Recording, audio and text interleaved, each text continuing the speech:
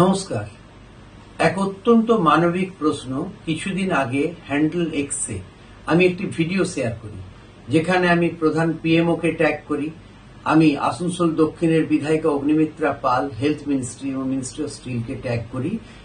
Sell hospital বার্নপুরে দেখা যাচ্ছে যে আইসিইউর বাইরে জাস্ট দরজার ওখানে রাখা রয়েছে ডেড বডি ট্রলি।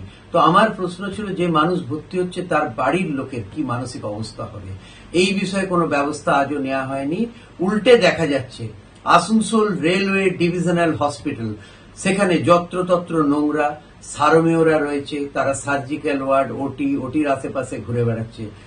এই বিষয়টার কি হবে? এই বিষয়ে কি আমরা জবাব পাবো? উন্নয়ন কোথায় লুকিয়ে আছে?